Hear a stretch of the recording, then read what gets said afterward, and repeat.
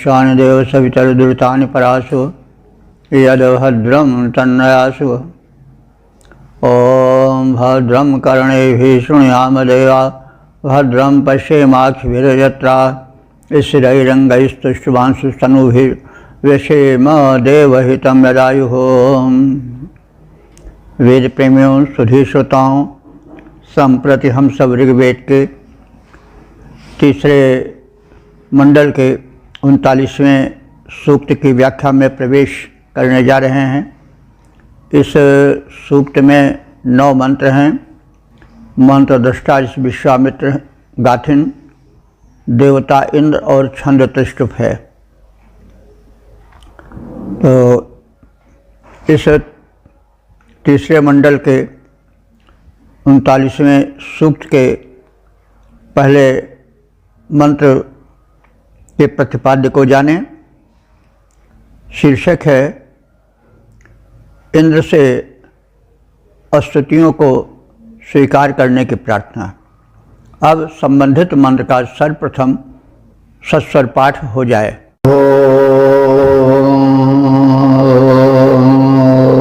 इंद्रं मतिर्हृद आभच्यमानाच्छापतिं स्तोमदष्टा जिगाति या जाग्रविर्विदथे शस्यमानेन्द्र यत्ते जायते विद्धि तस्य। इस पहले मंत्र में कहा गया है कि स्तुतियों में बड़ा बल होता है। यदि वह सच्चे हृदय से निकले तो वह संबंधित शक्ति को अवश्य प्रभावित करती है। इस संकेत के पश्चात ऋषि उस परम शक्तिमान इंद्र से प्रार्थना करता है कि भगवान, जो हम स्तुति कर रहे हैं यह हमारे हृदय से निकली हुई स्तुति है, इसे तुम स्वीकार करो। तो इसी छाया में हम अर्थ को देखें। अस्तोमा तष्टा, अस्तोम कहते हैं स्तोत्र को, प्रार्थना को, तत्संबंधित मंत्र को। वे तष्टा माने विधिवत गढ़ करके प्रस्तुत की जा रही हैं, यानी अच्छी तरह से तत्परतापूर्वक प्रस्तुत हो रही हैं। और हृदय वाच्यमाना, वे हृदय की गहराई से निकल रही हैं। केवल प्रदर्शन मात्र अथवा औपचारिकता रूप में वे नहीं कही जा रही हैं, वरन वो हृदय के तल से, सच्चे हृदय से निकल रही हैं, उनका उच्चारण हो रहा है। तो पतिम इंद्रम, हे सबके पालक स्वामी इंद्र देवता, मति, हम सबकी सद्विचारपूर्ण स्तुतियों को, स्तुतिवाणियों को सुनो। और यह हृदय से निकलने के कारण हमें विश्वास है कि अच्छा जिगाती, ये भली भांति तुम्हारे पास पहुंचती होंगी। या जागृहि, यह स्तुतियाँ जो तुम्हारी शिथिल पड़ी रक्षण शक्ति जो सुप्त सी प्रतीत हो रही हैं, उनको जागृहि माने जगाने वाली हैं। वे तुम्हें सक्रिय करने वाली हैं।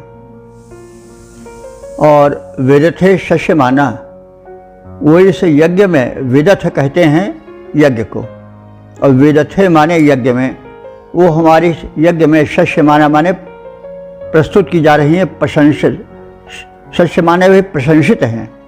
ये स्तुतियाँ प्रसिद्ध हैं, प्रशंसित हैं, जो इस यज्ञ में तुम्हें लक्ष्य करके प्रस्तुत की जा रही हैं। तो यज्ञ का हम विस्तृत अर्थ देखें। यज्ञ तो होता ही है, एक सम्मेलन होता है, उसमें यजमान जो यज्ञ कराते हैं वो रहते हैं, साथ साथ बड़े बड़े विद्वान रहते हैं, युगदर्शी ऋषि होते हैं, विचारक होते हैं। तो वहाँ उस परम शक्ति से प्रार्थना की जाती है वही कहा जा रहा है कि हमारे इस यज्ञ में आप प्रशंसित हो रहे हो, आपकी महिमा का मंडन किया जा रहा है। यत ते जायते, जो अस्त्रोत्र, ते जायते माने तुम्हारे निमित्त गढ़े गए हैं, बनाए गए हैं या गा करके प्रस्तुत किए जा रहे हैं। तस्य विद्धि, उस स्तोत्र के, उस स्तुति के भाव को तुम विद्धि माने भली भांति जानो समझो, और उनके आशय को समझ करके हे अंतर्यामिन तुम हमारे अनुकूल बन जाओ। तो हे पालनकर्ता इंद्र, स्तुतिकर्ताओं के हृदय से निकली, उनके अंतस्थल से प्रभावपूर्ण ढंग से प्रस्तुत की गई स्तुतियाँ हमें विश्वास है कि वे सीधे तुम्हारे पास पहुँचती हैं। जो स्तुतियाँ तुम्हें द्रवित करने वाली हैं, यज्ञ में प्रशंसित हैं, उनके द्वारा तुम्हारे स्तवन में उनका प्रस्तुतिकरण हो रहा है। जो विशेष रूप से तुम्हारे निमित्त विरचित हैं, उन हमारी स्तुतियों को, उनके आशय को, उसमें समर्पित भावनाओं को समझो और आराधकों का कल्याण करो, उनका जीवन धन्य हो, उनका यज्ञ सफल हो, वे जीवन युद्ध में विजय प्राप्त करें। पद्य रूपांतरण है, जो स्तुतियाँ भक्त हृदय से निकल चली आती हैं, जो स्तुतियाँ सीधे प्रभु के पास पहुँच जाती हैं, जो करती हैं द्रवित तुम्हें, हे इंद्र, जो करती हैं द्रवित तुम्हें, यज्ञों में परम प्रशंसित, उन्हें करो स्वीकार, तुम्हारे हेतु हुई जो विरचित। ओम। वेद प्रेमियों, सुधी श्रोताओं, संप्रति हम सब ऋग्वेद के तीसरे मंडल के 39वें सूक्त के दूसरे मंत्र की व्याख्या में प्रवेश करने जा रहे हैं। मंत्र दृष्टा विश्वामित्र गाथिन, देवता इंद्र और छंद त्रिष्टुप है। विषय है इंद्र को प्रस्तुत स्तुतियों की विशेषता। अब संबंधित मंत्र का सर्वप्रथम सस्वर पाठ हो जाए।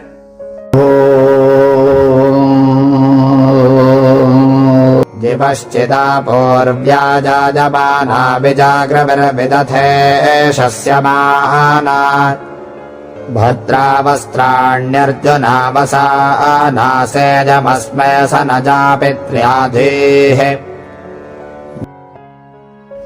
इस दूसरे मंत्र में स्तुतियों की विशेषताओं को बताया जा रहा है, और स्तुति बहुत बड़ी चीज़ होती है। प्रार्थना तो सभी धर्मों में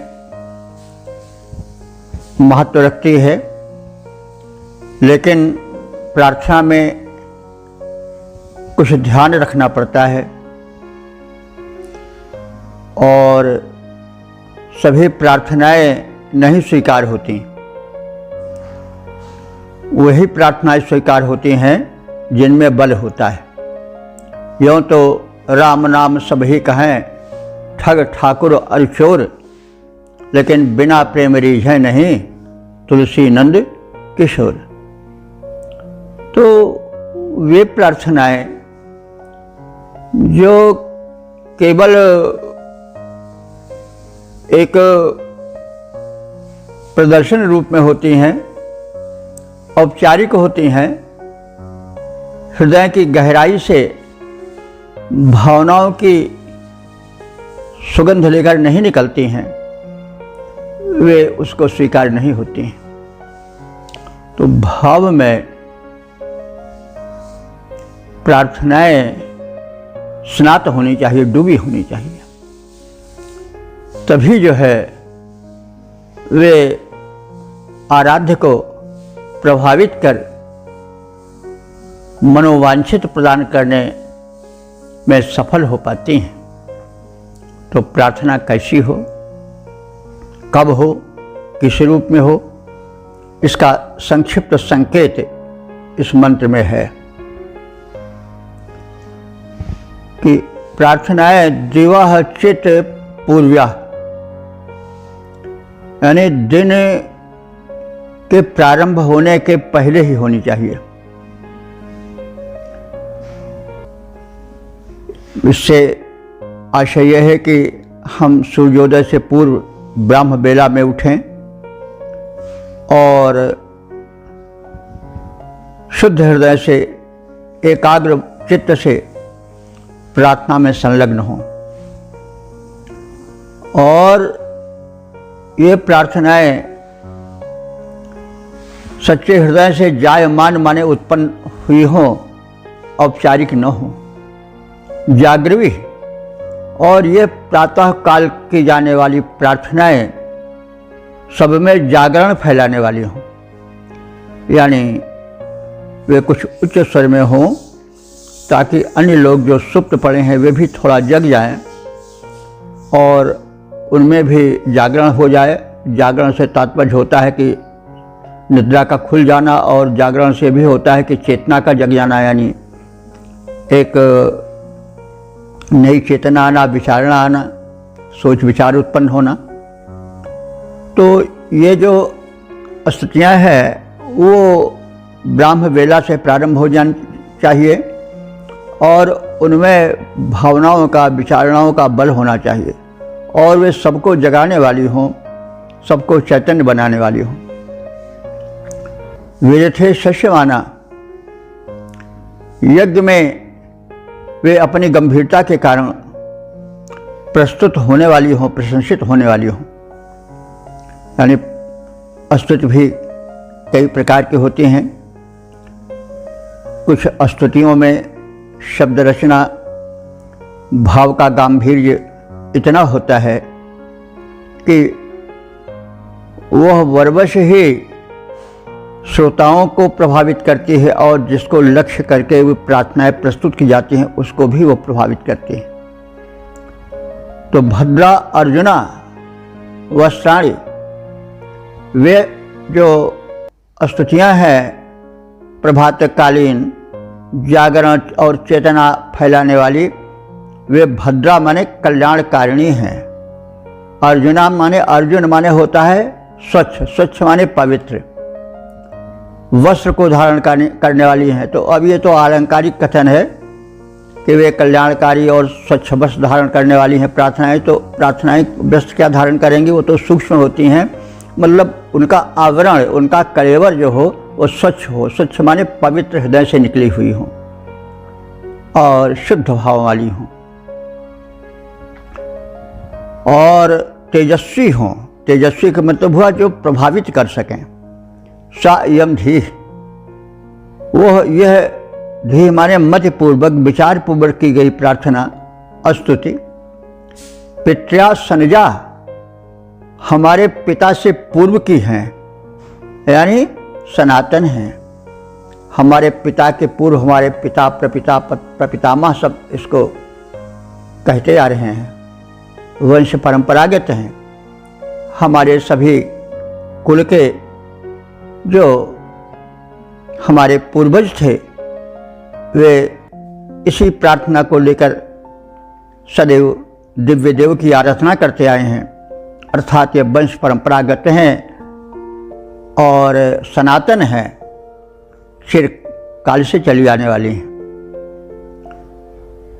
तो सूर्योदय से पूर्व स्तुतिकर्ताओं के कंठों से निकलने वाली, सबको जागृत करने वाली, यज्ञों में प्रशंसा पाने वाली, कल्याण करने वाली, शुभ्र तेज को धारण करने वाली हमारी स्तुतियाँ हमें परंपरा से प्राप्त हुई हैं। इन्हें हमारे पूर्वज, पिता के पहले जो हमारे पितामह, प्रपितामह आदि थे, वे सब इन्हीं स्तुतियों का आश्रय लेते आए हैं, यज्ञ में इनका प्रस्तुतिकरण होता रहा है, ये परंपरागत हैं और ये हमारी धरोहर हैं, ये सनातन हैं। पद्य रूपांतरण है, सूर्योदय के पूर्व कंठ में अस्तुतियाँ आ जाती हैं, जो सूर्योदय के पूर्व कंठ में अस्तुतियाँ आ जाती हैं, ध्वनि से निज निद्रालु जनों को तुरंत जगा जाती हैं। परम प्रशंसित यज्ञों में कल्याणकारिणी हैं, परंपरा से प्राप्त सनातन तेज धारिणी हैं। ओम वेद प्रेमियों, सुधीर श्रोताओं, संप्रति हम सब ऋग्वेद के तीसरे मंडल के 39वें सूक्त के तीसरे मंत्र की व्याख्या में प्रवेश करने जा रहे हैं। मंत्र दृष्टा विश्वामित्र गाथिन, देवता इंद्र और छंद त्रिष्टुप है। शीर्षक है प्रातः अश्विनी कुमारों की सक्रिय उपस्थिति। अब संबंधित मंत्र का सर्वप्रथम पाठ हो जाए।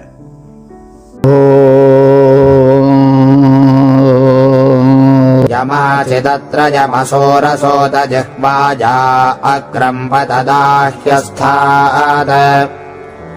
वपोंषि जाता मिथुना सचेतेत मोहनादपुषा बुद्ध एता। इस मंत्र में अश्विनी कुमारों की चर्चा है प्रार्थना के संदर्भ में। तो अश्विनी कुमार के विषय में आप सब जानते होंगे, ये देव वैद्य हैं, ये भैषज कुशल हैं और ये जुड़वा रहते हैं, दो रहते हैं।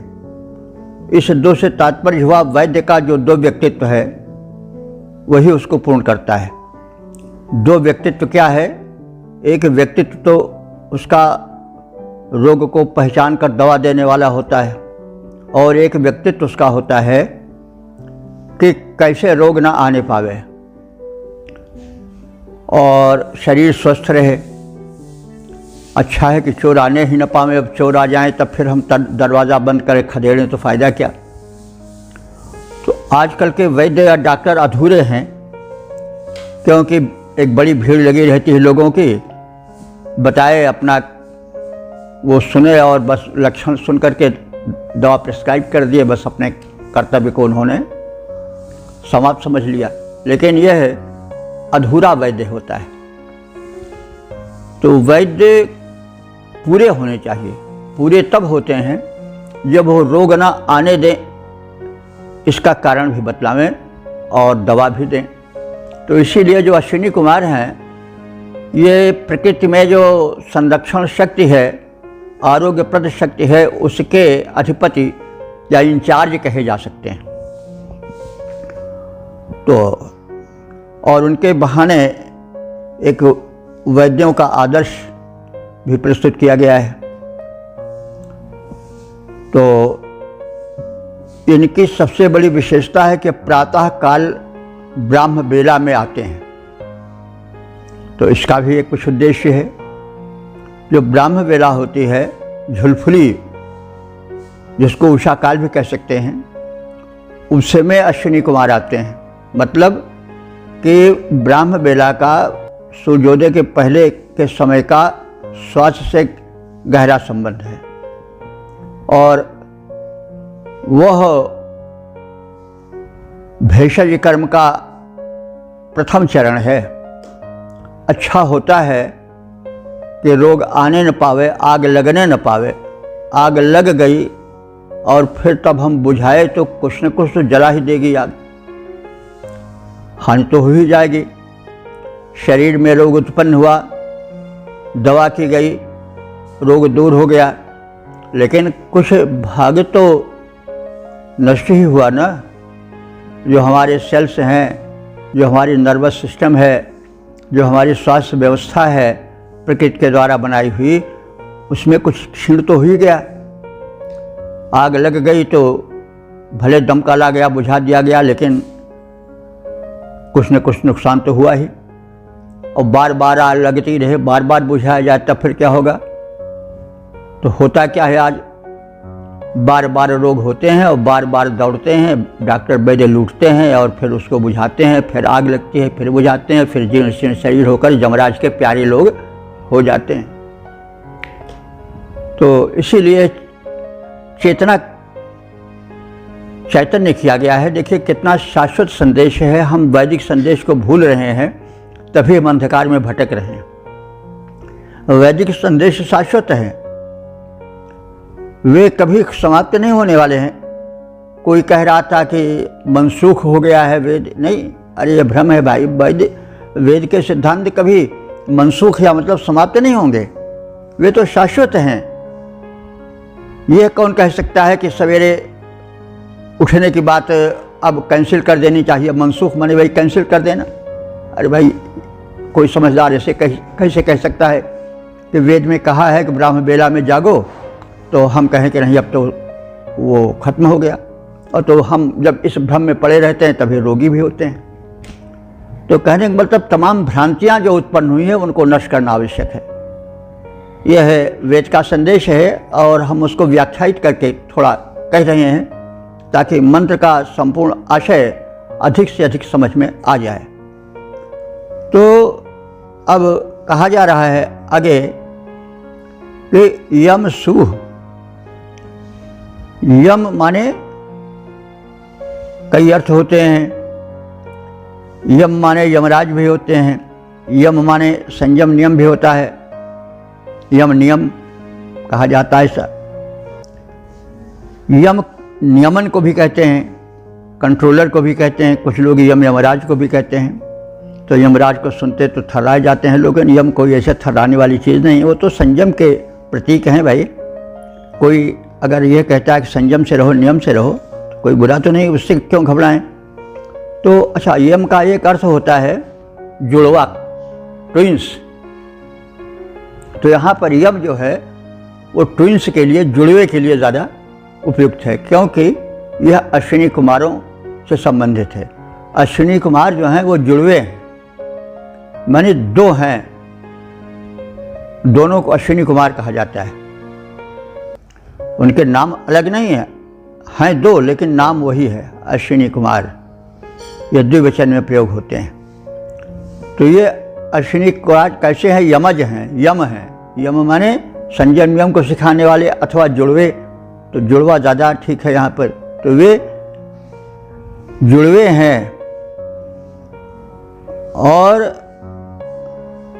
अत्र इस समय यमा असूत, इन दोनों जुड़वे अश्विनी कुमारों को असूत माने उत्पन्न किया है, पैदा किया है। किसने? उषा ने। तो कहा गया है कि अश्विनी कुमारों को द्विवचन है, उत्पन्न करने वाली उषा है। यानी उषा काल में अश्विनी कुमार सक्रिय होते हैं, आ जाते हैं, वही उनका आना, उनका उत्पन्न हो जाना है। और उस समय क्या होता है या क्या होना चाहिए? जिह्वायाः अग्रम पतत अस्थाद। उस समय स्तुतियों में जिह्वाग्र चंचल होने लगते हैं, मतलब उस समय देवस्तुतियाँ प्रारंभ होती हैं और स्तुति करने से जीभ हिलेगी, तो वही जीभ का चंचल होना, जीभ का हिलना है, यानी स्तुति का प्रारंभ होना। एक काव्यमयी कथन है कि जब उषा काल आ जाता है लोग प्रार्थना करने लगते हैं, और उस समय जो ये जुड़वे अश्विनी कुमार हैं ये सक्रिय हो जाते हैं, तो जिह्वाएँ हिलने लगती हैं, मतलब प्रार्थनाएं होने लगती हैं, क्योंकि प्रार्थना होगी तो जिह्वा तो हिलेगी ही, तभी तो स्वर पैदा होगा। बिना जिह्वा हिले कैसे ध्वनि उत्पन्न होगी? तो जिह्वाएँ हिलने लगती हैं, अर्थात प्रार्थना में, स्तुतियों में जो है वो जिह्वाएँ हिलने लगती हैं, यानी स्तुतियाँ प्रारंभ हो जाती हैं। और तनुषः बुधने और तपसः बुधने माने दिन के पहले जाता ये उषाएं उत्पन्न होती हैं और उत्पन्न होने के साथ साथ तमोहना अंधकार को नाश करने लग जाती हैं, यानी उषा काल आता है, अंधकार समाप्त होने लगता है और उसमें जो ब्रह्मांडीय ऊर्जा है वो शुद्ध रूप में चेतना रूप में घुली रहती है। और इसी समय अश्विनी कुमारों का आगमन होता है। तो एता मिथुना, मिथुन कहते हैं दो को, जोड़े को। ये मिथुन, ये जोड़े में रहने वाले अश्विनी कुमार बपुंस सचेते, ये स्तोत्रों से सचेत होते हैं, माने स्तोत्रों से संयुक्त होते हैं और इनकी शक्तियाँ जागृत होती हैं। यानी हम उस समय अश्विनी कुमारों का स्मरण करें, यानी स्वास्थ्य के देवता का भी ध्यान करें, उषा काल में जगें। सीधा कथन है कि उषा काल में जगें, प्रार्थनाओं में हमारी जिह्वाएं हिलें और हम अश्विनी कुमार का स्मरण करें, स्वास्थ्य के उस संचालक संरक्षक देवता का, और तद्विषयक स्तोत्र सुनाएं, गाएं, प्रार्थना के मंत्र कहें। तो उषा जुड़वे अश्विनी कुमारों को उत्पन्न करने वाली है। यह प्रातः काल आकर अश्विनी कुमारों को उत्पन्न करती है। उनके उत्पन्न होते ही जिह्वाग्र मात्र हिलने लग जाते हैं, अर्थात स्तुतियाँ प्रार्थनाएं प्रारंभ हो जाती हैं। ये दोनों अश्विनी कुमार अंधकार का विनाश करते हैं, स्वास्थ्य का प्रकाश फैलाते हैं और जो रोगजन्य अंधकार होता है उसको नष्ट करते हैं। इसीलिए इन अश्विनी कुमारों की प्रातःकाल स्तुति की जाती है, उनका स्मरण किया जाता है। तो पद्य रूपांतरण है, अश्विनी कुमारों को प्रभात में, अश्विनी कुमारों को प्रभात में उषा जन्म दे जाती, प्रारंभ प्रार्थनाएं हो जाती, स्वर लहरी लहराती। अंधकार के नाशक ये अश्विनी कुमार कहाते, मुदित लोक से इसीलिए ये स्तुतियों को पाते। इनकी स्तुतियाँ इसीलिए होती हैं कि ये स्वास्थ्य के प्रबंधन या स्वास्थ्य विभाग के दैवी शक्ति रूप में उसके देवता हैं, इंचार्ज हैं, अधीक्षक हैं, इसलिए इनकी स्तुति होनी चाहिए। संबंधित शक्ति से हम जब स्तुत करेंगे तो तत्संबंधी शक्ति का संचार होगा, ये सत्य है। स्तुति में बड़ा बल होता है, यह विज्ञान सिद्ध तथ्य है। इसलिए हमें स्तुति करनी चाहिए, सामयिक स्तुति करनी चाहिए, लग कर स्तुति करनी चाहिए। मंत्रों का यही संदेश है और प्रातः काल जग करके स्तुति करनी चाहिए। ओम वेद प्रेमियों, सुधीर श्रोताओं, संप्रति हम सब ऋग्वेद के तीसरे मंडल के 39वें सूक्त के चौथे मंत्र की व्याख्या में प्रवेश करने जा रहे हैं। मंत्र दृष्टा विश्वामित्र गाथिन देवता इंद्र और छंद त्रिष्टुप है। शीर्षक है पूर्व पुरुषों पितरों के हितैषी इंद्र। अब संबंधित मंत्र का सर्वप्रथम सस्वर पाठ हो जाए।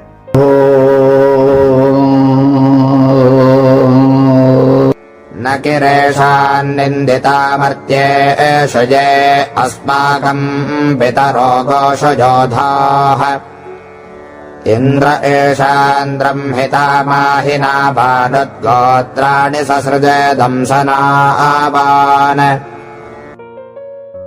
इस चौथे मंत्र में इंद्र की अनुकंपा का कथन है और यह कहा गया है कि इंद्र हमारे पूर्वजों को, पूर्व पुरुषों को जो सत्य पथ पर रह करके गोरक्षा में और भूमि रक्षा में युद्ध करते आए, वीरगति को प्राप्त हुए, विजयी हुए, उन सबकी रक्षा इंद्र करता आया और इस संदर्भ में हमारी भी रक्षा करे, यह आशय है। तो हमारे पूर्वज ये गोषु योद्धा जो गोधन प्राप्ति हेतु अथवा भूमि की प्राप्ति हेतु युद्ध करते रहे हैं। तो गो माने पृथ्वी भी होता है और गो माने गाय भी होता है। तो जो हमारे पूर्वज थे वे वीर थे और उन्होंने गो रक्षा के लिए, गायों की प्राप्ति के लिए और भूमिखंड को प्राप्त करने के लिए, उसकी सुरक्षा के लिए सदैव युद्ध किया है। तो अस्माकं पितरम या अस्माकं पितरः, हमारे जो ऐसे पितर थे, पूर्वज थे, एषाम, इनकी, मर्तेषु माने मरणशील मनुष्यों में, निंदिता न की, निंदा करने वाला अब तक कोई नहीं हुआ, क्योंकि उन्होंने वीर कर्म किया, युद्ध किए और उनका युद्ध निष्प्रयोजन नहीं था, रक्त संहार या रक्तपात के लिए ही नहीं था, वरन एक उत्तम प्रयोजन को लेकर हुआ था। वो गायों की रक्षा में अथवा भूमि की, देश की भूमि की रक्षा में वो युद्ध किए थे। इसलिए उनके इस पराक्रम की प्रशंसा अब तक होती आई है और उसकी निंदा करने वाला अभी तक कोई नहीं हो सका, क्योंकि उनका कार्य बड़ा ही प्रशंसनीय है। और इनकी सहायता इंद्र ने भी किया है। महीना वान उत दंशवान इंद्र, महिमा से मंडित, महीनावान माने महिमा मंडित, उत माने और, दंशनावान उत्तम कर्म करने वाले, इंद्र ने एशाम दृंघिता, इन हमारे पूर्वजों को, योद्धाओं को, बलवीरों को दृढ़ता प्रदान की है।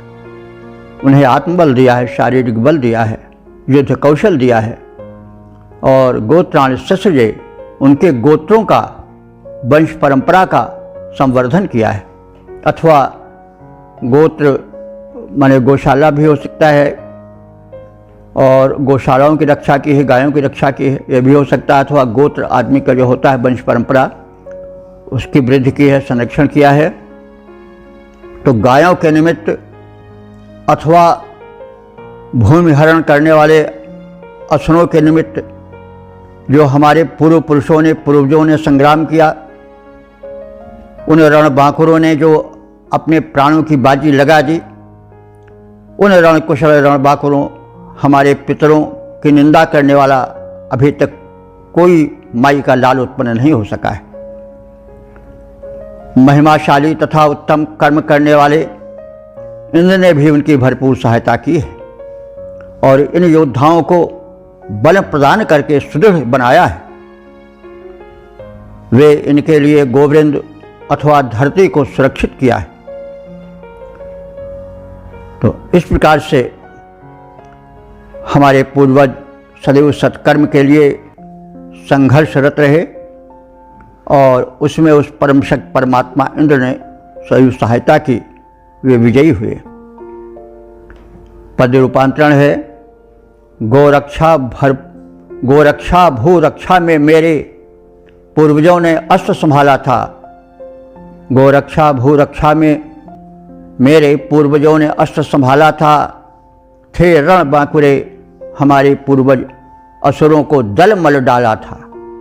इसलिए न उनकी निंदा को जग में कोई करने वाला, इन योद्धाओं को कर बल प्रदान, उनको इंद्र रण में कुशल बनाते हैं, करते सुदृढ़ उन्हें सुरेंद्र, और उनके हित में गो उपजाते हैं। ओम वेद प्रेमियों, सुधी श्रोताओं, संप्रति हम सब ऋग्वेद के तीसरे मंडल के 39वें सूक्त के 5वें मंत्र की व्याख्या में प्रवेश करने जा रहे हैं। मंत्र दृष्टाच विश्वामित्र गाथन, देवता इंद्र और छंद त्रिष्टुप है। शीर्षक है गोउद्धारक इंद्र के पराक्रम का कथन। अब संबंधित मंत्र का सर्वप्रथम सस्वर पाठ हो जाए।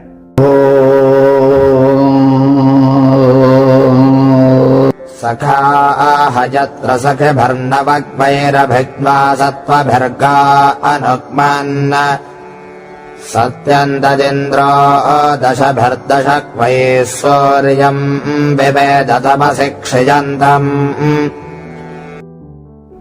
इस 5वें मंत्र में गो उद्धारक इंद्र का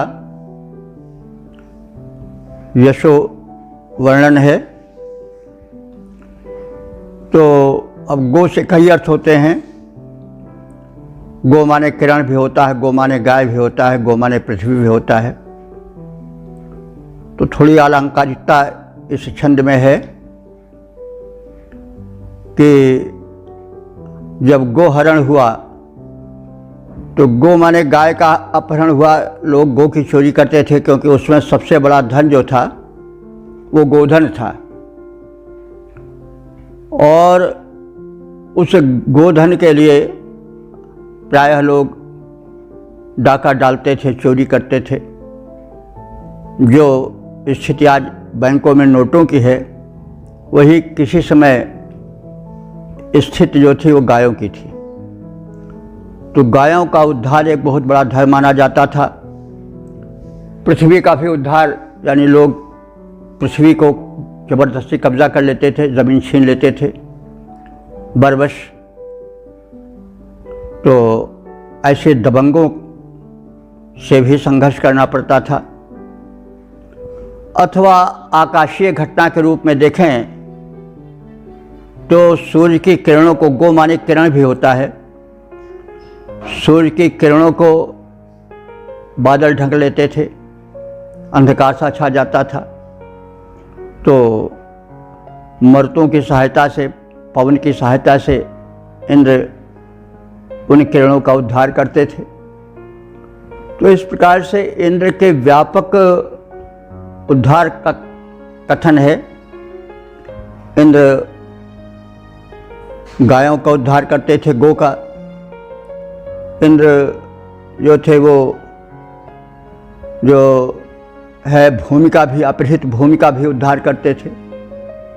असुरों द्वारा जो ज़बरदस्ती छीन ली गई थी, उस भूमि का देवों के हित में, सज्जनों के हित में सहायक होते थे, उद्धार करते थे।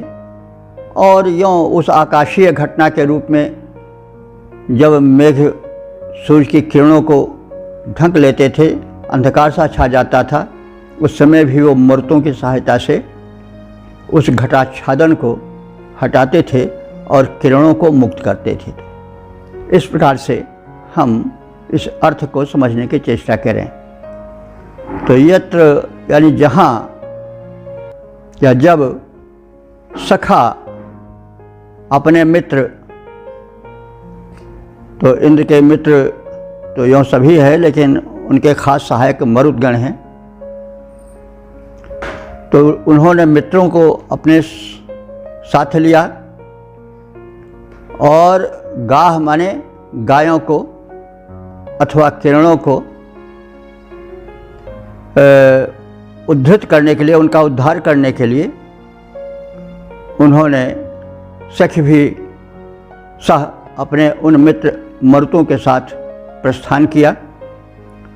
और तमसि क्षयंतम, और जो अंधकार में छिपे हुए थे, या अंधकार में छिपे हुए जो किरण समूह थे, उनका उन्होंने उद्धार किया, अंधकार से किरणों को मुक्त किया। और अंधकार किरणों के मुक्त होते ही भगा, प्रकाश छा गया। सूर्यम विवेद, और संसार ने सूर्य का दर्शन किया और जाना कि सूर्य देवता उदित हो गए हैं। नहीं तो पता ही नहीं चलता था कि रात है कि दिन है, इतना घनघोर घटाटोप था। लेकिन मरुतों की सहायता से, अब मरुत सखा हैं, मित्र हैं, इंद्र के सेनापति हैं, लेकिन जो सैनिक सहायक हैं उनसे मित्रोत भावना करना चाहिए, रखना चाहिए शासक को। तो अपने उन मित्र सैनिक सेनापति मर्तों की सहायता से उन सूर्य को, जिनकी किरणों को घनघोर बादलों ने दबोच रखा था और अंधकार छाया हुआ था, कुछ पता ही नहीं चल रहा था कि दिन हुआ कि नहीं। तो इंद्र ने इस रूप में सूर्य का उद्धार किया और किरणों का, गो का किरणों का उद्धार किया। अथवा जो गायें हैं जिनको चोरों ने छिपा लिया था, असुरों ने छिपा लिया था, हरण कर लिया था, उसका भी उद्धार किया। अथवा गो चाहें तो इंद्रिय भी हो सकता है, इंद्रियों को विषयों ने अपहृत कर लिया था, तो आत्मा रूप में बैठे हुए इंद्र ने सहायता की थी। मरुत माने जो हृदय में प्राणवायु है उसके माध्यम से, प्राणायाम के माध्यम से इंद्रियों में चेतना जगाई और जो अंधकार छाया था ज्ञान का उसको हटाया। तो इस प्रकार से हम अर्थ की व्यापकता में भी प्रवेश कर सकते हैं, क्योंकि एक शब्द के कई अर्थ होते हैं और अर्थ के चलते हुए हम सभी का यथोचित जहाँ आवश्यक हो वहाँ उसका अर्थ करके एक जन कल्याण की भावना को मंत्रों के माध्यम से प्रकट कर सकते हैं। ऋषि का उद्देश्य व्यापक था, वो कहकर थोड़ा समझना और समझाना ज़्यादा चाहता था, और यही वाणी का बल भी होता है कि हम कहें थोड़ा लेकिन समझने की गुंजाइश बहुत हो। तो हम गो उद्धार है तो गो उद्धार के साथ साथ गायों का उद्धार करें, इंद्रियों का उद्धार करें, जो हमारी किरणें हैं ज्ञान की जो दबी हुई हैं अज्ञान की घटाओं में, उसका उद्धार करें। यानी असदोमा सद्गमय तमसोमा ज्योतिर्गमय मृत्योर्मा मृतम गमय का संदेश हम सर्वत्र समझें और इस प्रकार से व्यापकत्व में अर्थ लें, जिससे कि लोक कल्याण और आत्म कल्याण संभव हो सके, मंत्रों की महनीयता का सम्यक बोध हो सके। तो जब मित्र इंद्र ने अपहृत गायों का पता जाना, तब उन्होंने अपने मित्र मरुतों को लिया और अपहृत गायों का अथवा अपहृत भूमि का अथवा अपहृत इंद्रिय की शक्तियों का उद्धार उनके माध्यम से हुआ और इस प्रकार से लोक को अंधकार से मुक्त किया कराया गया।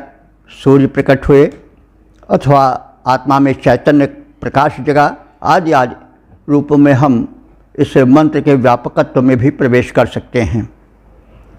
तो पद्य रूपांतरण है, अपहृत गायों का पता जान खोजने उन्हें चल पड़े इंद्र, 9-10 घोड़ों वाले मित्रों के संग चले वहाँ बलपुंज इंद्र।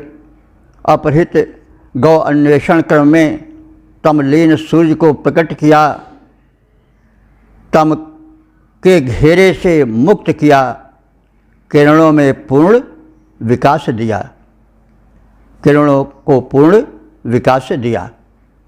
ओम